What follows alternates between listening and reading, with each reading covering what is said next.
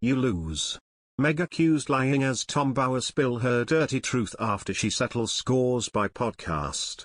Meghan Markle's Spotify podcast was a chance for her to settle scores after being attacked in a new book, a royal commentator claimed. The Duchess of Sussex is releasing the Spotify podcast to settle scores, showbiz journalist Kinsey Schofield claims, a day after Meghan Markle's first podcast episode was aired. According to Ms. Schofield, Meghan implicitly hits out at royal biographer Tom Bower, who wrote a tell-all investigative book entitled Revenge about Meghan Markle's life, after the author said she was ambitious and scheming. The podcast was an opportunity for Meghan to push back against these accusations, Ms. Schofield says.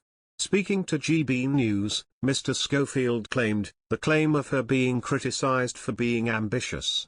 You're not ambitious when you marry a prince. That's called hitting the jackpot.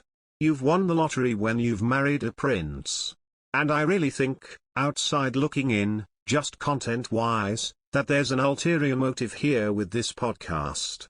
And that is settling scores.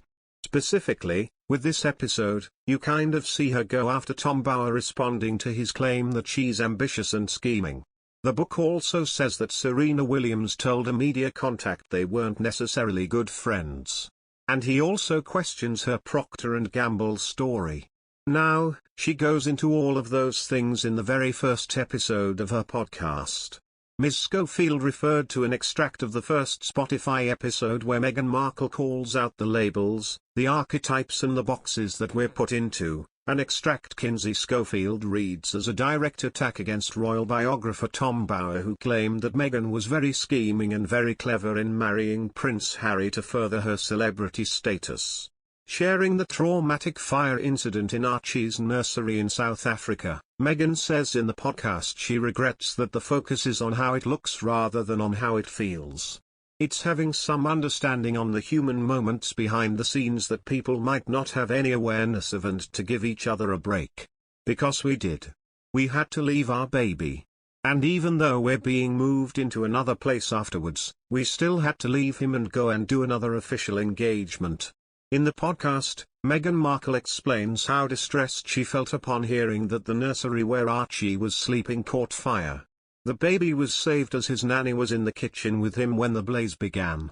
In a tweet, BuzzFeed News' Ellie Hall confirms Prince Harry and Meghan did have 2 engagements during their first day in South Africa, silencing rumors of Meghan prioritizing royal duties over her baby. Meghan said that she and Harry were so unsettled that they asked to cancel their afternoon engagement in order to stay with their son, but were told it would be bad optics to do so, Ms. Hall tweeted.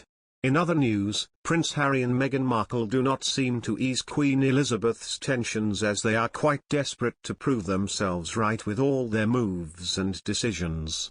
Some royal fans and experts think Prince Harry and Meghan Markle may make some blunders to attract people's attention and sympathy.